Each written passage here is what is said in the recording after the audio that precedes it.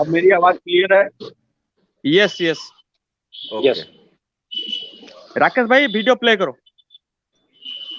समूह लेकर के उनसे मिले और उनसे कहा कि इस देश में हमारे जो अप्रेंटिसेस होते हैं वो विभिन्न प्रतिष्ठानों में ट्रेनिंग करते हैं, रेलवे में भी करते हैं। आप इनको 3 साल की 2 साल की ट्रेनिंग कर चुके होते हैं, आप इनको भर्ती करा दीजिए। अटल जी ने हुक्मनामा जारी किया और उनको रेलवे में भर्ती करने का काम शुरू किया। बीच में फिर बंद हो गया। फिर उसके बाद में हम लोगों ने इसको मुहिम शुरू करी। रामविलास जी आए, उन्होंने शुरू करा दिया। वो चालू रही नीतीश जी के टाइम पर भी, लालू जी के टाइम पे भी, ममता जी के टाइम पे, राम नाईक के भी टाइम पे, दिग्विजय सिंह के टाइम पे।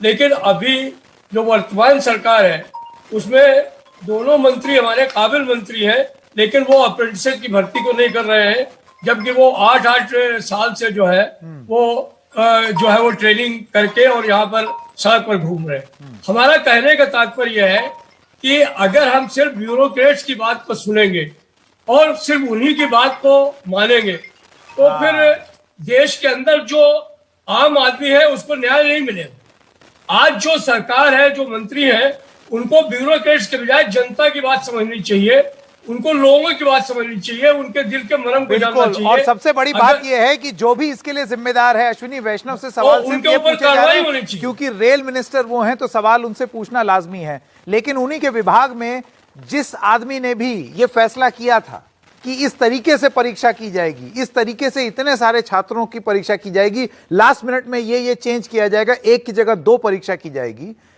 ऐसे लोगों को आइडेंटिफाई करके उनके खिलाफ एक्शन क्यों नहीं?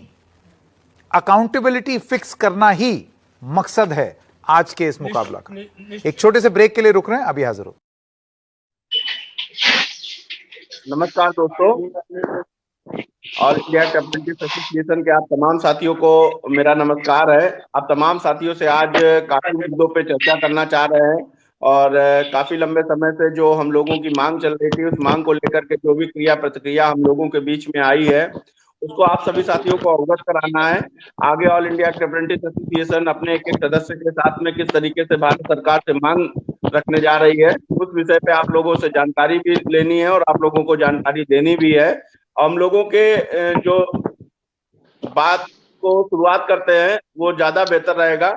और मैं अपने तमाम साथियों से ये बात कहना चाहता हूं कि जिस तरीके से अभी एक प्रेस रिलीज जारी की गई जिसमें रेलवे अप्रेंटिस की भर्ती को असंवैधानिक घोषित कर दिया और ये दोहरी नीति की जो रेलवे बोर्ड की मंशा है, ये कतई रेल अप्रेंटिस बर्दाश्त नहीं करेगा।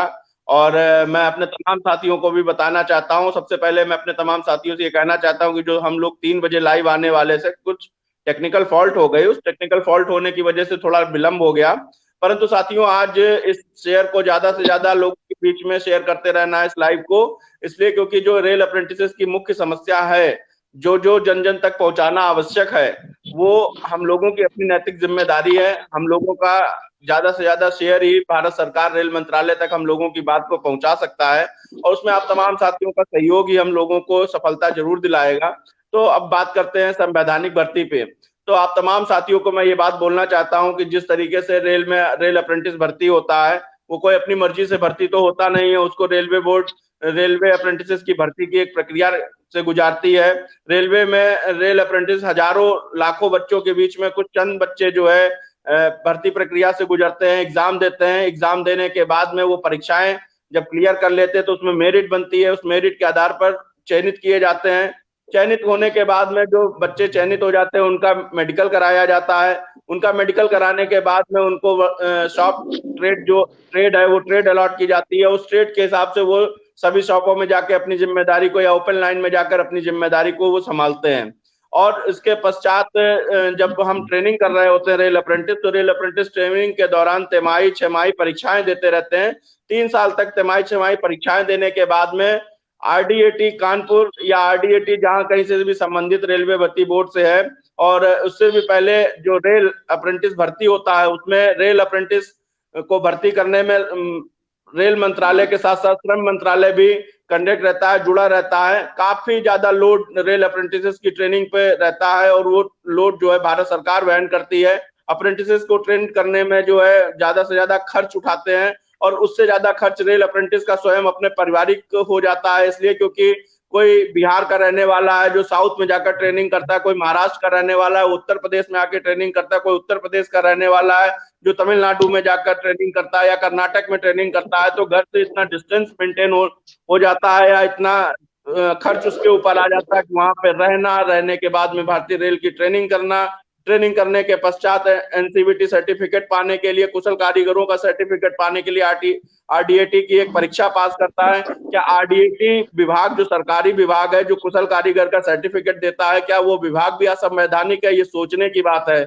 हम लोगों को इस बात को समझना चाहिए कि जो भारतीय रेल के अधिकारी हैं, जो आला अफसर बैठे हुए हैं, वो किसी भी तरीके के उल जुलूल बयान को निकाल देते हैं या मीडिया के माध्यम से जनता के बीच में पहुंचा देते हैं कि हम डायरेक्ट भर्ती की मांग कर रहे हैं, यह असंवैधानिक है। भर्ती तो आप हमें कर ही चुके हैं, उसके बाद ही तो आपने हमें ट्रेनिंग कराई है। ट्रेनिंग कराने के बाद जब हमारा समायोजन का रास्ता नजर आया तो आपने हमें इस तरीके से दरकिनार कर दिया। इस बात को कतई बर्दाश्त ना हम करेंगे, ना हमारा एक एक रेल अप्रेंटिस करेगा। आप तमाम साथियों से मैं ये बात कहना चाहता हूं कि मौजूदा समय की स्थिति को देखते हुए जिस तरीके से रेल अप्रेंटिसेस की समस्या को सुनने के लिए सभी डिवीजन कार्यालय पे, मंडल कार्यालय पे एक कमेटी का गठन किया गया, एक कैंप लगाया गया है। हम सभी साथियों ने एक ड्राफ्ट तैयार किया है। उस ड्राफ्ट को तैयार करने के बाद आप तमाम साथियों से मैं कहना चाहता हूं कि हमारे रेल अप्रेंटिस साथियों को वो ड्राफ्ट अभी इस प्रेस रिलीज करेंगे हम लोग। उससे पहले अभी हम लोग लाइव आए हैं, लाइव आने के बाद अभी आप लोगों के बीच में वो पीडीएफ डाल दिया जाएगा।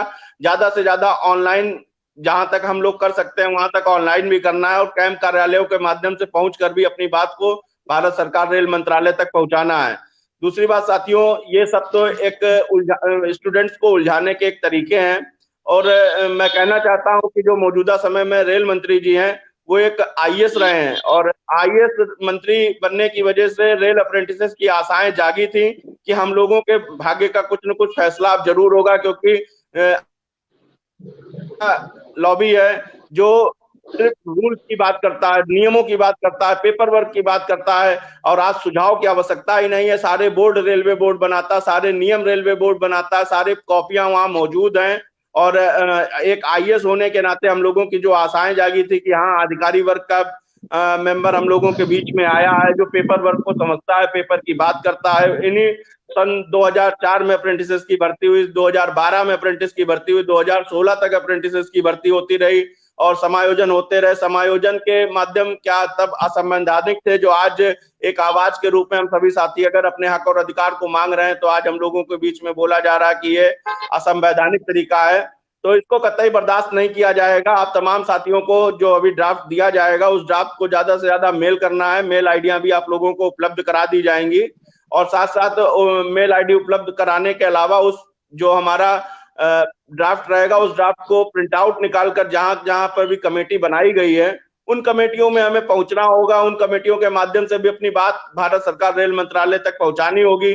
और मैं कहना भी चाहता हूं अपने एक एक रेल अप्रेंटिस साथी से, हालांकि जीएम पावर एक पारदर्शी और निष्पक्ष भर्ती प्रक्रिया थी जिसमें किसी भी तरीके का कोई भी इधर से उधर एक 5 रुपए के रसीदी टिकट पे अगर आदेश कर दिया जाए तो 5 रुपए के रसीदी टिकट पे रेल अप्रेंटिसेस का समायोजन होता रहा है।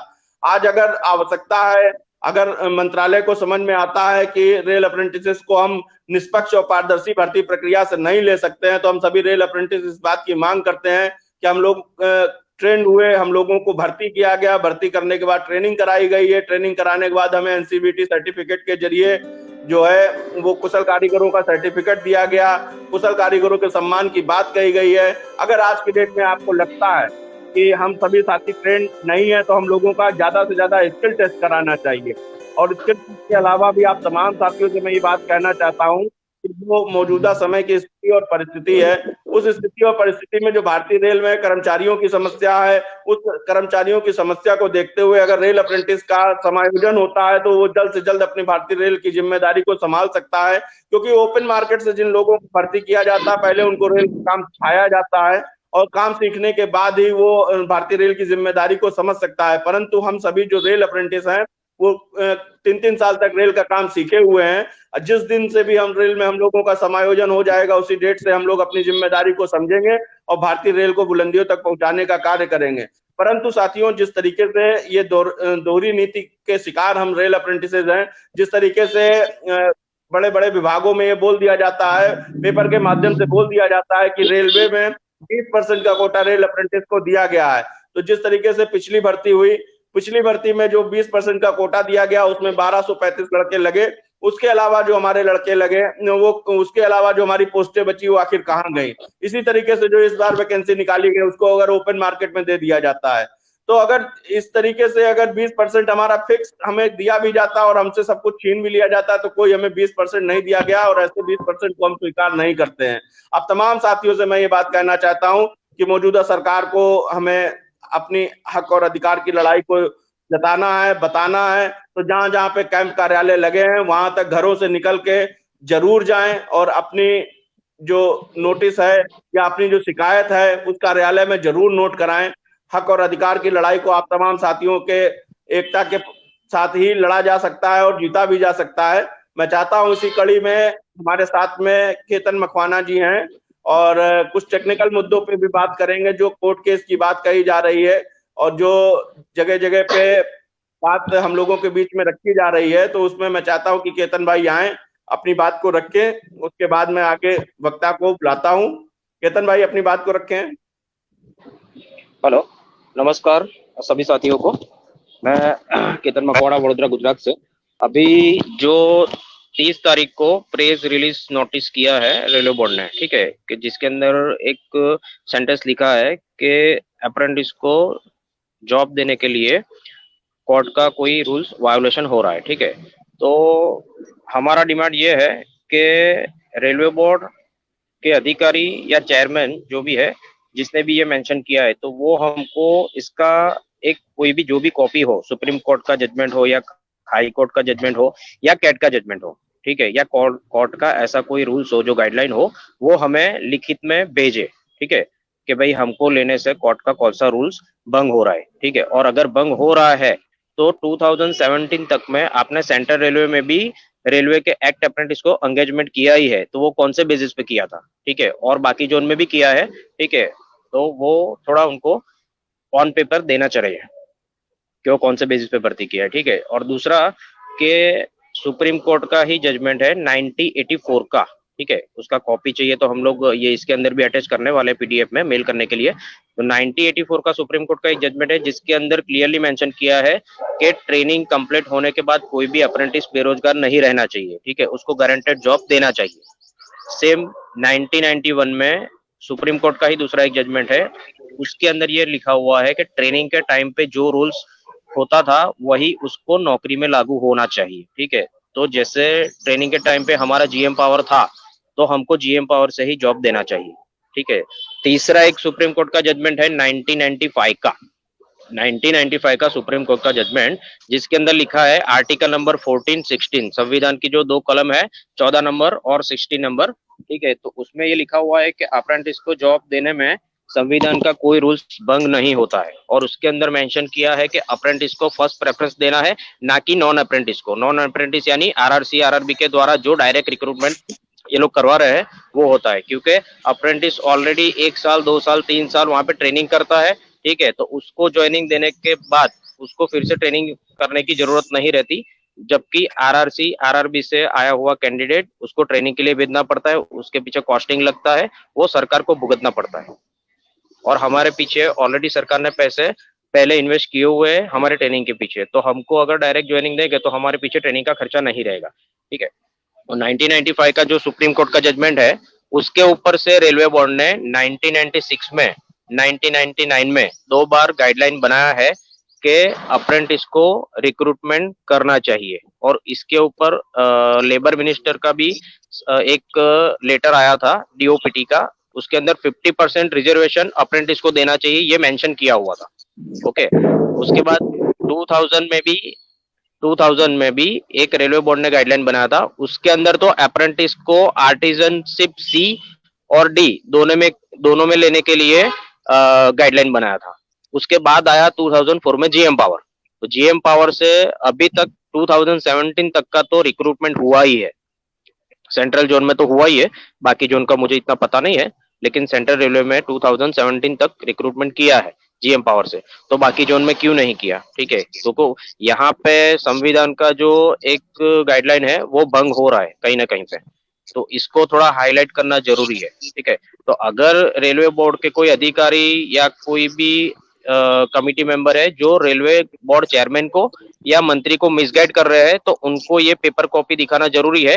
1984 का सुप्रीम का जजमेंट, 1991 का सुप्रीम का जजमेंट, 1995 का सुप्रीम कोर्ट का जजमेंट, उसके बाद 96, 99 का रेलवे बोर्ड का गाइडलाइन। ठीक है, और जो 20% कोटा 2016 में आया है, जिसके जीएम पावर को 2017 में विड्रॉल किया है, तो उसका भी हमारे पास आरटीआई का कॉपी है कि वो जो रूल्स आया है वो 20% 2017 के पहले वालों को, लड़कों को लागू होता है या नहीं होता है। तो उसमें रेलवे बोर्ड ने ही आंसर दिया है कि वो पुराने लड़कों को लागू नहीं होता है, ऑन पेपर दिया हुआ है, और वो कॉपी भी इसके साथ हम लोग अटैच करने वाले हैं। ठीक है, अभी आगे का गौतम भाई आप आगे का डिस्कशन कर लीजिए। जी जो हाँ, लीगली जितना था वो मैंने इसमें मेंशन कर दिया है, उसमें अगर कुछ बाकी रहेगा तो वो हम ड्राफ्ट में और मेल में कर देंगे ऐड। बहुत बहुत धन्यवाद आपका। और मैं चाहता हूं कि इसी कड़ी में हमारे बीच में चंदन पासवान जी जुड़े हुए हैं।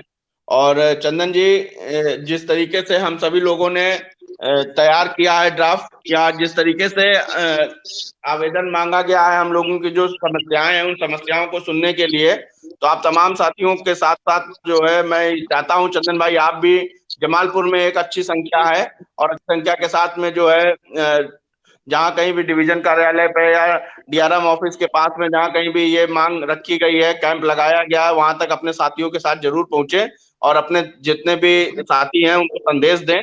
और इसी कड़ी में चंदन पासवान जी आए और अपनी बात को रखें। देखिए, अभी तो हम थोड़ा सा सुने, लेकिन इनका बातों का हम समर्थन करते हैं।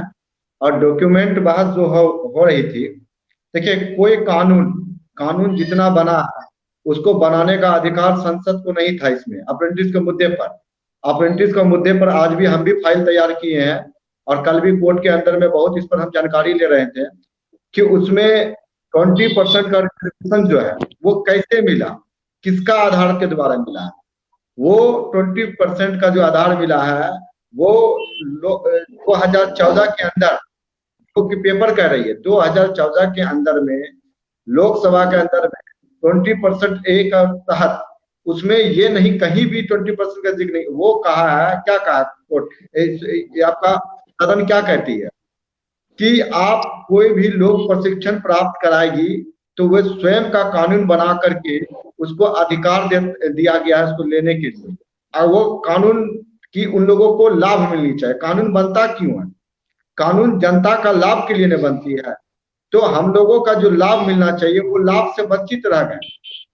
20% का जो रिजर्वेशन दिया गया वो कौन बनाया, और इसको बदलने का पावर किसको है? रेलवे बोर्ड और रेल मंत्री के पावर है। वो जब चाहेगा, जिस समय चाहेगा, उसको बदल करके, रिफ्यूज कर करके एक लोगों का मांग बना सकता है।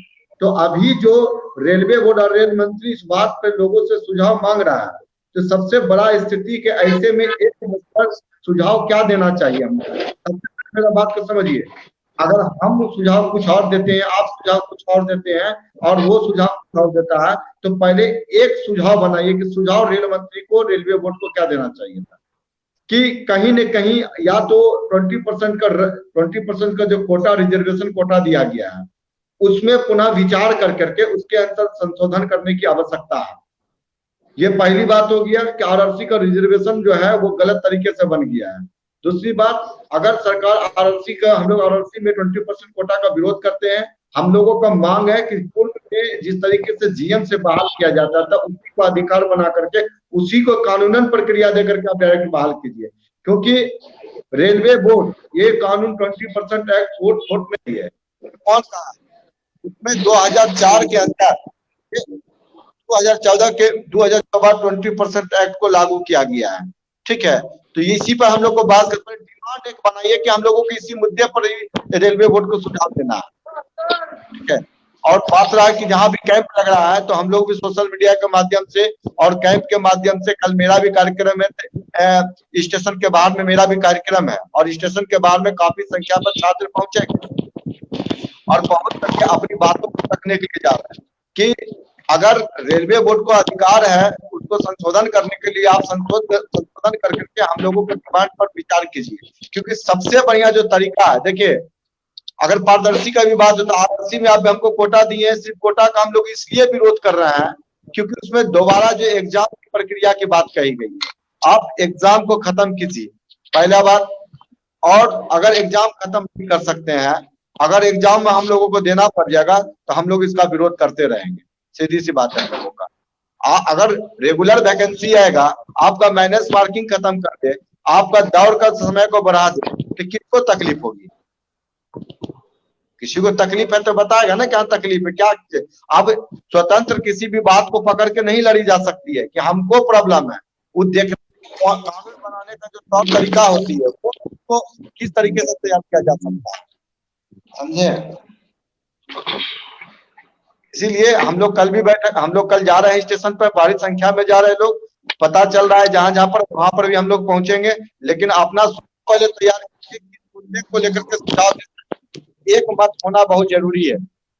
आप सुझाव कुछ और दे देंगे, आप अभी देखिए नया लड़का सुझाव कुछ और दे रहा है, नया लड़का कहता है कि आप हमको उसमें शामिल कीजिए, पुराना लड़का कुछ और कह देता है, बीच का लड़का कुछ और कह देता है। इसलिए एक मत होनी चाहिए अप्रेंटिस मुद्दा पर। अगर वो लागू होगा तो ऐसा लागू बात निकालिए जिससे कि सबको लाभ मिले, सबको लाभ मिले। नया लड़का तो इसके 20% एक्ट के तहत में आता भी है, अब पुराना लड़का को तो किसी एक्ट में भी शामिल नहीं किया गया है। उसमें तो आरटीआई का रिपोर्ट है, मेरे पास में अभी पेपर भी है, उसमें साफ कहा है, सवाल पूछा गया कि 15 के बाद इसमें अप्रेंटिस में किन किन लोगों को रखा गया। सीधा कहा जब से पत्र लागू हुआ, पत्र लागू होने के बाद के लड़का को शामिल किया गया, पत्र से पहले किसी को शामिल नहीं किया। तो पुराने लड़के को ही आप पहले जीएम पावर से बाहर कीजिए, और नया लड़का को आप 20% का रिजर्वेशन में डायरेक्ट रिक्वायरमेंट करने का उसका पहल को हल्का कीजिए। हल्का मतलब क्या? माइनस मार्किंग को खत्म कर दीजिए, दौड़ को बढ़ा दीजिए, और उसमें जो है पास मार्किंग का मत रखिए। जब तक सीट प्रक्रिया फुल नहीं हो जाती है तब तक लोगों को उसका 2/3 रिजल्ट को दे करके प्रक्रिया को पूरा कीजिए। सिंपल सी बात है, दोनों का बात रखा गया।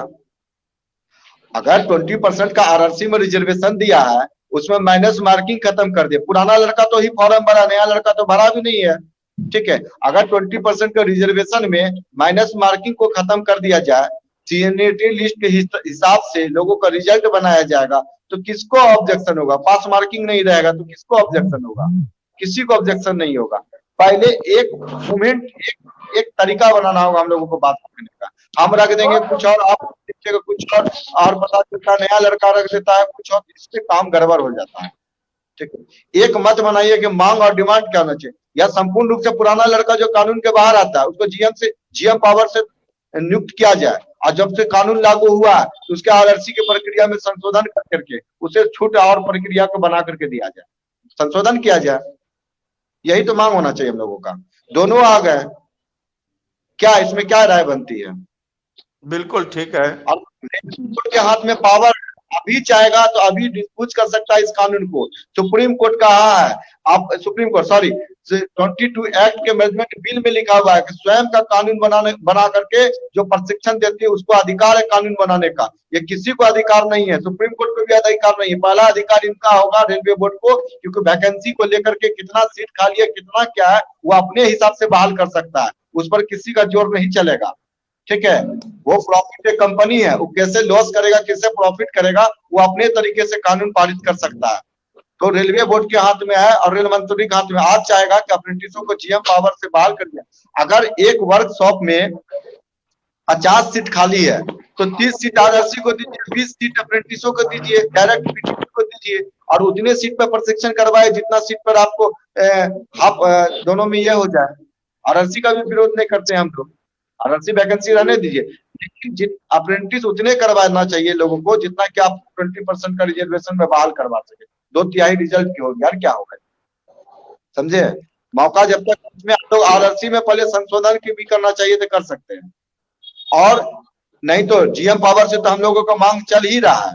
सुझाव के पत्र में नया लड़का के लिए सुझाव पत्र ये दे दीजिए, आप पुराने लड़के को जो डायरेक्ट रिक्वायरमेंट का जीएम पावर से उसको दे दीजिए, क्योंकि इस पर लागू नहीं होती है, कानूनन लागू नहीं होता है। अब पुराने लड़के पर 20% का रिजर्वेशन लागू होता है। ठीक है, आप बताइए इसमें करना क्या हम लोगों को? जो ऑल इंडिया के अप्रेंटिस संगठन तय करेंगे उस पर हम लोग काम करेंगे। बहुत बहुत धन्यवाद चंदन भाई आपका, और आपने अपने वक्तव्य को रखा और अपने विचारों को भी रखा। रेल अप्रेंटिस सुन रहा होगा बहुत बेहतर तरीके से। तो मैं चाहता हूं कि इसी कड़ी में आशीष पाठक जी आए और वो भी अपनी बात को रखें, ताकि लास्ट में मैं अपने बात को समाप्त करूं, और गौतम राउत को भी सोशल मीडिया के बारे में जानकारी देनी है। तो मैं चाहता हूं आशीष पाठक जी आए, अपनी बात को रखें। नमस्कार सभी अप्रेंटिस भाइयों को। और आपको सबको पता ही चल गया होगा, रेलवे बोर्ड द्वारा जो विज्ञप्ति लागू की गई है उसमें इनके अनुसार संविधान हमेशा खतरे में आ जाता है। 2017 तक जिनकी जितनी भर्ती हुई थी उसमें अभी तक संविधान खतरे में नहीं हुआ। WCR से मैंने अप्रेंटिस करी, मेरे साथ 45 लड़के थे, 25 लड़के लग गए और आज हम 20 लड़के रह गए।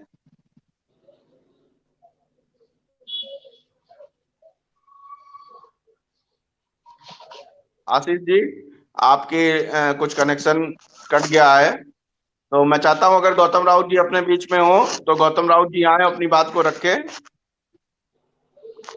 और अगर गौतम नहीं है तो फिर मैं अपनी बात को समाप्त करूं। नहीं, मेरी आवाज आ रहा है आपको? हाँ गौतम जी बोलिए। हाँ राकेश भाई, इसको सेंटर में ले आइए। हाँ, तो सारे व्यूअर्स को मेरा नमस्कार। देखो साथियों, डिटेल में आपको केतन मकवाना ने और हमारा आशीष भाई ने डिटेल में बता दिया कि अभी फिलहाल हम किस पोजीशन में है और फिलहाल प्लान क्या है। देखो साथियों, मैं कहना चाहता हूं कि 30 तारीख संडे को जो एक प्रेस रिलीज आया कि एनटीपीसी और ग्रुप डी को लेकर जो उनका जो कमेटी गठन किया गया है 5 सदस्यों का, तो उनमें रेल अप्रेंटिस का मुद्दा भी इन्वॉल्व हो सकता है। और रेल अप्रेंटिस भी अपने जो भी समस्या है, जो भी उनका सजेशन है, आप लोग अपने अपना कैब में और उनके तरफ से जो मेल आईडी दिया गया है उसमें आप लोग मेल कर सकते हो। तो साथियों, सबसे पहले जानना ये भी जरूरी है कि वो प्रेस रिलीज आया ही क्यों। तो कहीं ना कहीं ये हम सबकी मेहनत का फल है। हम जो रोज रोज ट्विटर पे गवर्नमेंट को टैग करके या रेल ऑफिशियल को टैग करके बार बार पूछते हैं कि हमारा भी कुछ समाधान हो या हमारा भी समायोजन का रास्ता निकाला जाए। और दूसरी बात, उससे 1 या 2 दिन पहले मिश्रा जी ने जो रेल अप्रेंटिस के समायोजन को लेके एनडीटीवी पे अपनी बात बहुत अच्छी तरीके से रखी थी, तो इसका ये भी नतीजा है। और इसलिए 30 तारीख को मिनिस्ट्री ऑफ रेलवे और इंडियन रेलवे के जितने भी जोनल ट्विटर अकाउंट हुए, बहुत सारे अकाउंट से ट्वीट किया गया कि रेल अप्रेंटिस का ये मैटर है, आप लोग भी अपना अपना जो भी सजेशन है, सुझाव है, आप लोग दे सकते हो। तो इसी को लेकर साथियों प्लान फिलहाल यही है कि जितने भी टेक्निकल 1 by 1 है, जैसे उनका एक डिमांड था कि आप लोग का जो भी समायोजन है वो असंवैधानिक है, और दूसरा था कि सुप्रीम कोर्ट के खिलाफ हम नहीं जा सकते। तो शॉर्ट में यही बताना चाहता हूँ कि पहले 2014 तक, 2015 तक या 2016 तक जितने भी ज्वाइनिंग हुआ है और स्पेशली सेंट्रल रेलवे में हुआ है वो संवैधानिक था, वो असंवैधानिक नहीं था। ठीक है, ये पहले फैक्ट है। दूसरा मेन बात है, जो बोंगला पियोन का साथियों अभी ज्वाइनिंग हो रहा है, ये सबको पता है, वो कहीं ना कहीं वो भी संवैधानिक है। अगर हमारा ज्वाइनिंग असंवैधानिक है तो उनका ज्वाइनिंग भी असंवैधानिक है, कहीं ना कहीं वो नॉन ट्रेंड है। ठीक है ना, ऑफिसर के घर में काम करते हैं 2 साल, 4 साल, 5 साल, उसके बाद उनका ज्वाइनिंग हो जाता है। तो उसी तरह रेल अप्रेंटिस का भी ज्वाइनिंग होना चाहिए ना, सिंपल सी बात है।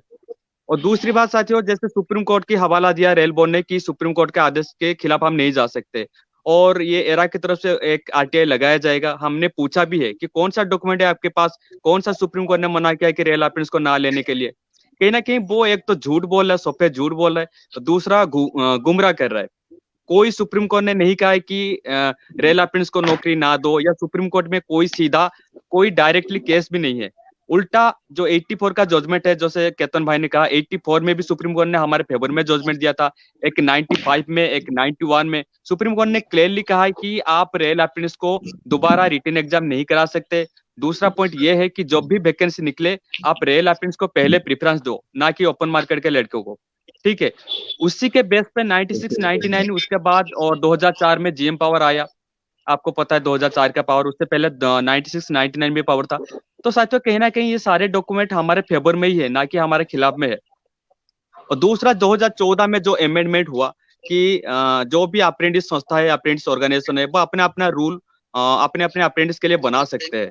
और दूसरा जो एम्प्लॉय होते हैं वो भी रूल फॉर्मुलेट कर सकते हैं। लेकिन इन्होंने क्या किया, 2016-17 में हमारे फेवर में रूल ना करके हमारे खिलाफ ही रूल बना दिया। जैसे 2016 में 20% आरआरसी लागू कर दिया, 2017 में जीएम पावर विड्रॉ कर लिया। कहीं ना कहीं उनको हमारे फेवर में या रेल अप्रेंटिस को समायोजन को लेकर कुछ रास्ता निकालना चाहिए था, लेकिन वो हमारे खिलाफ रूल बना दिया। तो वो चाहे तो रूल बना सकते हैं हमारे फेवर में, 20% आरआरसी को रद्द करके हमारा जीएम पुराने जीएम पावर वापस दे सकते हैं, या हमारा 100% समायोजन कर सकते हैं। तो इसी कड़ी में हमारे पास जो जो साथियों डॉक्यूमेंट था, जितने भी मैंने बताया, 2014 का रूल है, या उसके बाद 2017, 2016 और जितने भी है, हमने एक पीडीएफ में उसको शामिल किया है और आज रात तक वो कंप्लीट हो जाएगा। तो सभी को हम बाय व्हाट्सएप, बाय टेलीग्राम, जितने भी सोशल मीडिया प्लेटफॉर्म है, वो आपको वो फाइल दे देंगे। फाइल थोड़ा शायद लंबा होगा, 15-20 पेज का हो जाएगा। तो आप लोगों को उस फाइल को रेल बोर्ड के जो मेल आईडी है, जो ग्रीवेंस है, उसमें आप लोगों को वर्चुअली भी सेंड करना है। और दूसरा, अपने अपने जोन में, अपने अपने डिवीजन में जो कैंप लगा हुआ है, उस कैंप में 2-4 लड़कों के साथ या 4-5 रेल अप्रेंटिस के साथ जाके वो आपको सबमिट करना है, ताकि ज्यादा से ज्यादा हमारे तरफ से जो भी हमारा सजेशन हो या मेमोरेंडम हो या पीडीएफ फाइल हो, उनके पास पहुंचे। हम चाहते हैं वर्चुअली भी ये जाए और फिजिकली जाए। तो साथियों, प्लान फिलहाल यही है। और दूसरी बात, इस हफ्ते और एक ट्रेंड होगा, जैसे संडे ट्रेंड किया था, और ट्रेंड का इफेक्ट आप लोग जानते हो। देखो साथियों, अभी बहुत सारे कमेंट आ रहे हैं, मैं अभी के लाइव की बात कर रहा हूँ। बहुत सारे साथियों कमेंट करे कि दिल्ली चलो और जल्दी स्ट्राइक करो। देखो साथियों, स्ट्राइक तो जरूर होगा, ये कन्फर्म है। ये आप लिख के ले लो। अगर हमारी बात नहीं मानी जाती है या हमारे समायोजन का रास्ता नहीं निकाला जाता है, तो स्ट्राइक तो कन्फर्म है, दिल्ली हो या कहीं भी हो। लेकिन उससे पहले ये जो प्रोसीड्योर है, जैसे अभी रेल बोर्ड ने सुझाव मांगा है 30 तारीख को, अगर रेल बोर्ड आपसे सुझाव मांग रहा है तो सुझाव दो, इसमें कोई बुरी बात नहीं हुई, ये अच्छी बात है। कहीं ना कहीं वो हम पे नजर रख रहा है। हम जो सोशल मीडिया पे कमेंट कर रहे हैं या बार बार नौकरी की मांग कर रहे हैं, ठीक है। तो चंदन भाई, अपना ऑडियो ऑफ करे। हाँ ठीक है साथियों, बस यही कहना चाहता हूँ कि हमें भी अपनी बात रखना चाहिए, चाहे वर्चुअल उनका जो मेल आईडी पे वर्चुअली उसको सेंड करे या उनके कैंप में जाके सेंड करे। ये एक बहुत अच्छा प्लेटफॉर्म है। इसलिए कल तक आपको कंफर्म ये पीडीएफ फाइल आपको मिल जाएगा विथ मेमोरेंडम। तो आपको इसमें मेल करना है और अपने अपने जोन डिवीजन में जाके, कैंप में जाके इसको सबमिट करना है। ठीक है, दैट्स इट, थैंक यू। धन्यवाद गौतम भाई। गौतम जी, यहाँ पर देखिए साफ इसमें कहा गया, amendment to section 22 of the section 1 of the apprentice act 1961 board and दिया है। ठीक है, course completed act apprentice in the requirement the, ठीक है। ये कमेटी जो है ना, किस पर रिपोर्ट बना करके पेशकश कर रहा पता है?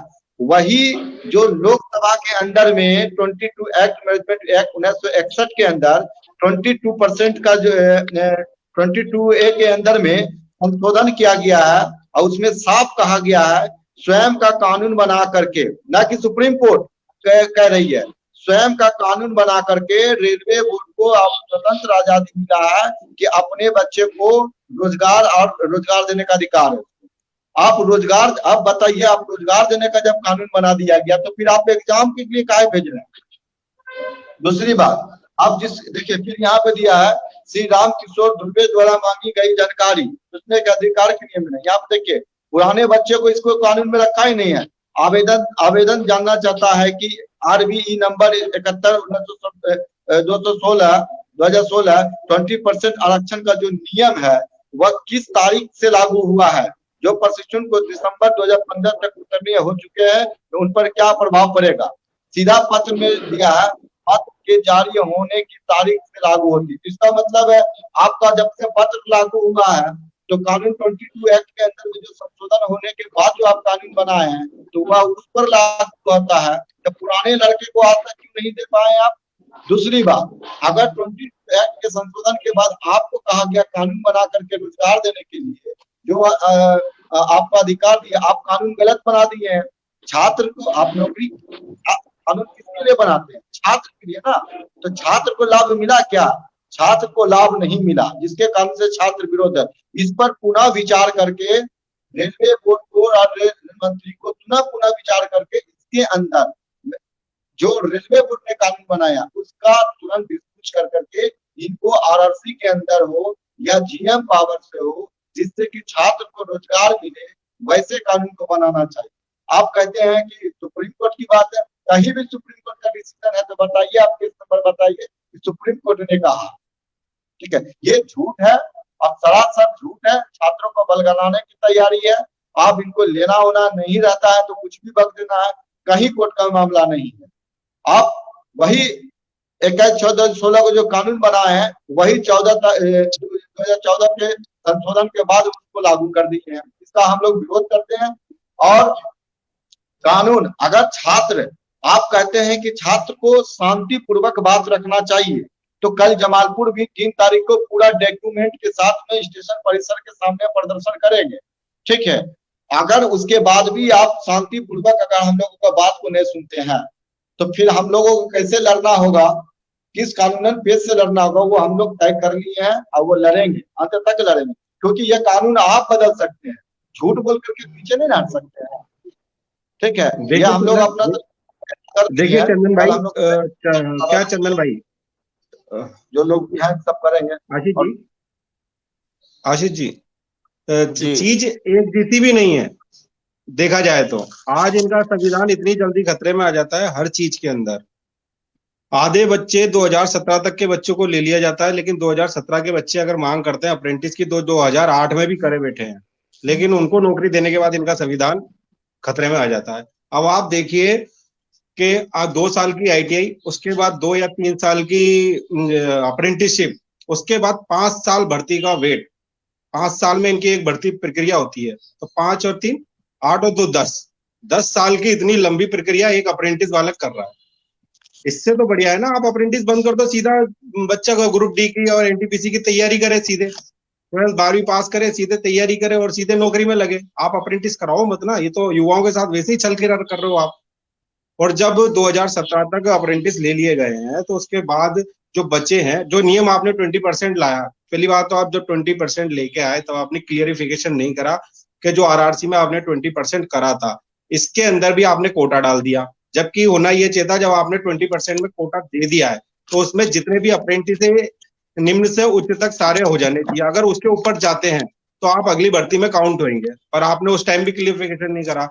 उसके बाद आपने ये थोपने का काम करा, ये 20%, उसके बाद भी मिनिमम मार्क्स कर दिए जिसमें बच्चा क्वालिफिकेशन नहीं हो पा रहा, क्योंकि 8-8 10-10 साल से बैठा हुआ है बच्चा, 3-3 4-4 एग्जाम दे चुका है, फिर एग्जाम देगा। घर की परिस्थितियां, बहुत सारी परिस्थितियां जिसके कारण बच्चा पेपर फाइट नहीं कर पा रहा है। लेकिन आप हमारी तरफ ध्यान ही नहीं दे रहे हो।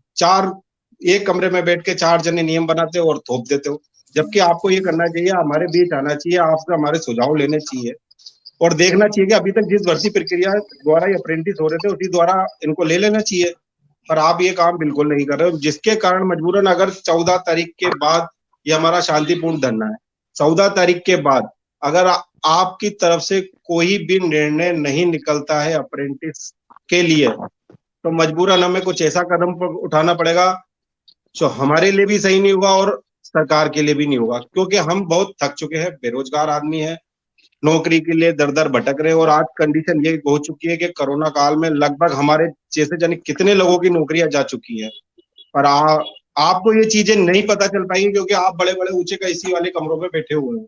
आप जब बीच में आओगे हमारे, तब पता चलेगा हमारी परिस्थिति का, स्थिति का, तब जाके पता चलेगा कि हम कितने दयनीय स्थिति में चल रहे हैं। इसलिए आपसे हाथ जोड़कर गुजारिश है, अप्रेंटिस के हक में कोई निर्णय ले जल्दी से जल्दी, जिससे हमें कोई ठोस कदम उठाने की जरूरत ना पड़े।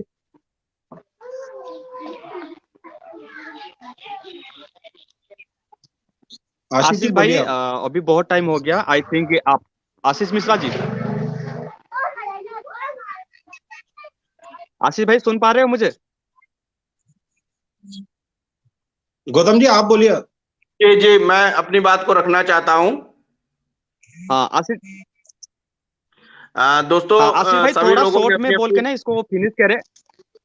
बिल्कुल, मुझे जो इस समय उचित लग रहा है मैं अपने रेल अप्रेंटिसेस के साथ में वो बात करना चाहता हूँ। और मैं अपने तमाम साथियों से ये बात कहना चाहता हूं कि जिस तरीके से अभी हमारे सभी साथियों ने अपनी बात को रखा, तो अब सभी साथियों के बीच में एक बात सामने निकल के आई है कि कोई 2016 से पहले की बात कर रहा है, कोई 2016 के बाद 17 की बात कर रहा है। तो कहीं ना कहीं पे बीजेपी अपनी जो विचारधारा है, फूट डालो राज करो की नीति, उस पर काम कर रही है और रेल अप्रेंटिसेस को ही आपस में बंटवारा कर दिया है और इस तरीके से जो गलत रूल बना करके रेल अप्रेंटिसेस की समस्या को और ज्यादा गंभीर कर दिया, उलझा दिया है। ऐसे में मैं अपने तमाम रेल अप्रेंटिस साथियों से ये बात कहना चाहता हूं कि जैसे रेल अप्रेंटिस जो है वो भर्ती किया जाता है, जो 1800 के पे ग्रेड के लोग हैं, उन लोगों का जो हैवी लोड है, उस लोड को वो कम से कम स्टाइपेंड पाकर पूरा करता है, रेल का काम सीखता है और प्रोडक्शन देता है। तो ऐसे में हम सभी रेल अप्रेंटिसेस की मांग एक है, हम सभी रेल अप्रेंटिसेस की डिमांड एक है, हम सभी रेल अप्रेंटिसेस का एक ही कहना है कि अगर लेबरों की तरह हम रेल अप्रेंटिसेस को इस्तेमाल किया जाता है, जगह जगह हर तरीके के रेल के काम को सिखाया जाता है, तो क्या 16, क्या 17, क्या 2018, क्या 2020 में अपने तमाम रेल अप्रेंटिसेस की तरफ से ये मांग करना चाहता हूं कि जैसे अगर 20% भी हम लोगों को दिया गया है तो डायरेक्ट समायोजन की प्रक्रिया उस 20% में होनी चाहिए। जितना भी रेल का अप्रेंटिस ट्रेनिंग कर लेता है वो 20% जो है वो डायरेक्ट समायोजित कर दिया जाना चाहिए। आप तमाम साथियों से मैं ये कहना चाहता हूं कि हमारे अधिकार के लिए लड़ाई जो है वो एक है। हम लोग जो भी ड्राफ्ट तैयार कर रहे हैं, आप तमाम साथियों को एक ड्राफ्ट, एक मांग के साथ में जो है रेल अप्रेंटिसेस के एक मांग के साथ में अपनी बात को रखना है और साथ साथ इस बात को कहना है कि जो हमारे हक और अधिकार की लड़ाई में हमारी मांग है वो जायज मांग है। उस जायज मांग के साथ ही हम सभी साथी मौजूद हुए हैं। कोई भी रेल अप्रेंटिस साथी जो भी है वो इधर उधर की मांग को लेकर के रेलवे बोर्ड या कमेटियों के बीच में नहीं जाएगा। जो भी पीडीएफ आप लोगों को मौजूद कराया जा रहा है उस एक मांग के साथ में सभी रेल अप्रेंटिस साथी आगे संघर्ष करेंगे और आशा ही नहीं पूर्ण विश्वास है कि हम सभी लोगों की एकता एक साथ पहुंचने का प्रक्रिया जो है जरूर सफलता दिलाएगी। आप तमाम साथियों से मैं कहना चाहता हूं कि जो भी मेल आईडी हम लोगों को प्रोवाइड कराई गई है शिकायत दर्ज कराने के लिए, उन मेल आईडियों के माध्यम से हम लोग अपनी शिकायत को दर्ज कराएं। जो कमेटियां बनाई गई हैं उन कमेटियों तक पहुंचे और अपनी शिकायत को दर्ज कराएं। परंतु एक एक साथी आज की डेट में घरों से निकले, जो 16 तारीख से पहले पहले कमेटियों के माध्यम से हम लोगों की शिकायत सुने जाने का मौका मिला है, वो शिकायत हम लोगों को जरूर पहुंचानी चाहिए। और अगर कोई भी स्थिति, ऐसी परिस्थितियां बनती हैं जिस तरीके से रेल अप्रेंटिस के संघर्ष में आगे हम लोगों को बढ़ चढ़कर हिस्सा लेना है, हम सभी साथी तैयार हैं।